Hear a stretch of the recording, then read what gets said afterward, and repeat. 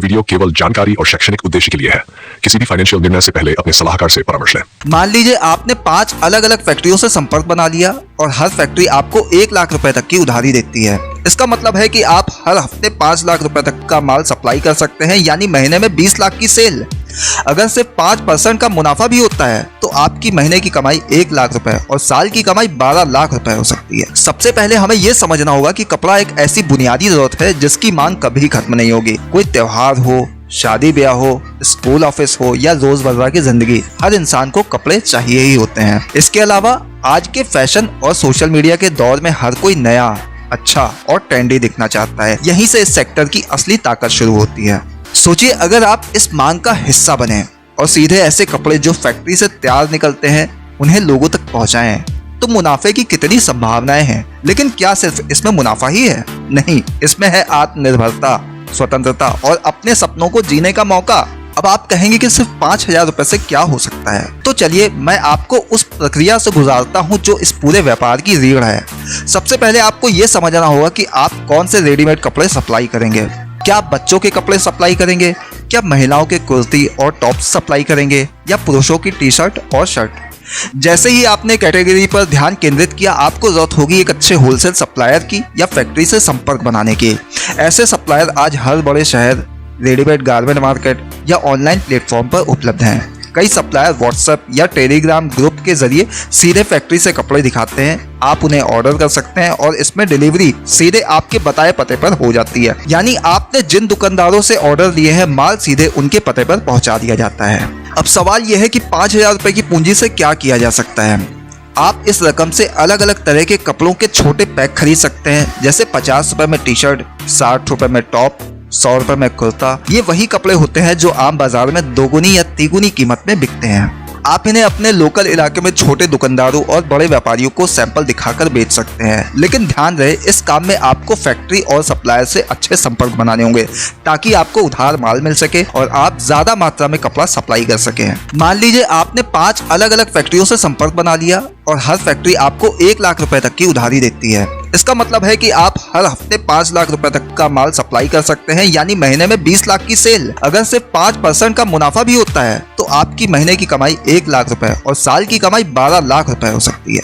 अब आप एक छोटे व्यापारी नहीं, एक मजबूत सप्लायर बन चुके हैं। इस लेवल पर आप अपने आसपास के 10-12 जिलों में भी सैंपल दिखाकर माल सप्लाई कर सकते हैं। आपके पास में अब पैसा भी है, अनुभव भी है और मार्केट में भरोसेमंद पहचान भी। इस व्यापार की सबसे अच्छी बात यह है कि आप इसे बिना किसी दुकान के सिर्फ एक मोबाइल और इंटरनेट की मदद से शुरू कर सकते हैं। Facebook market place, Instagram page, WhatsApp status, ये सारे टूल्स आपके लिए एकदम मुफ्त हैं। आप हर प्रोडक्ट की फोटो डालिए, रील्स बनाइए और आसपास के दुकानदारों को दिखाइए कि सीधे फैक्ट्री से थोक दाम में क्वालिटी की गारंटी।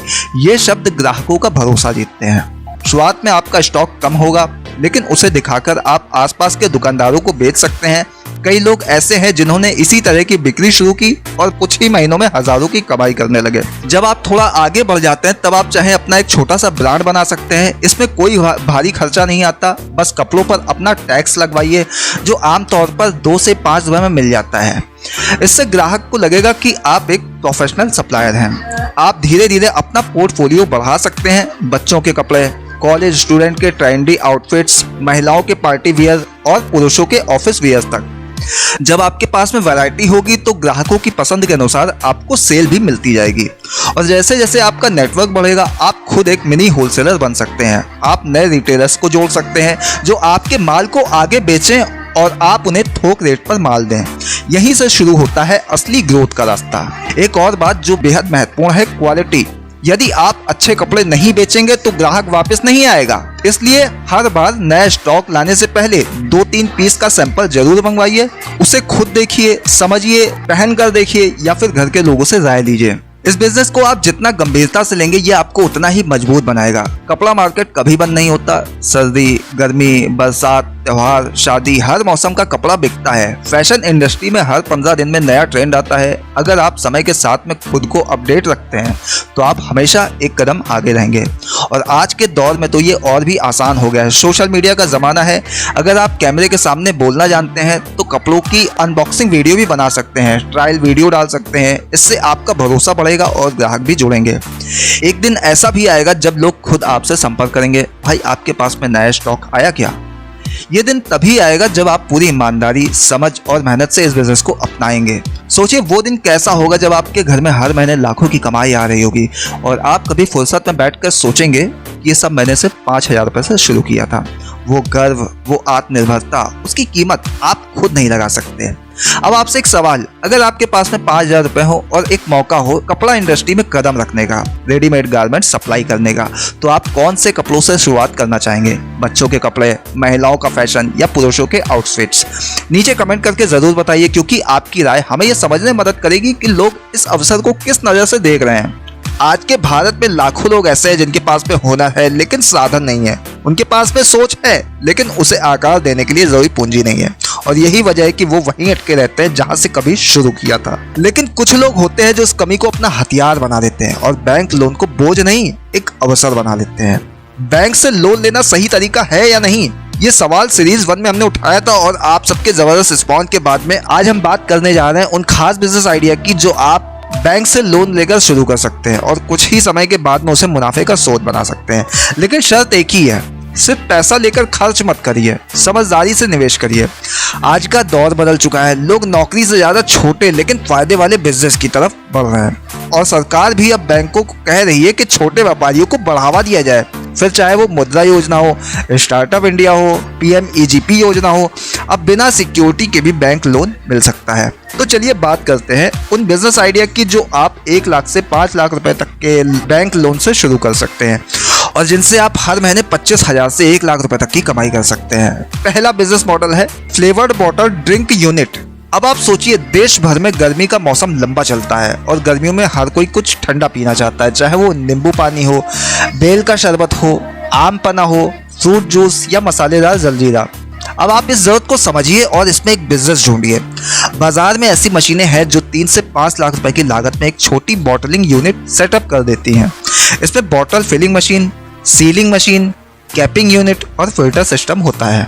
आप खुद का लोकल ब्रांड बना सकते हैं, देसी ठंडा, ग्राम शरबत, कूलर बोतल जैसे नामों से। प्रति बोतल लागत पड़ती है करीब 5 रुपए और वही बोतल बाजार में 20 रुपए में बिकती है।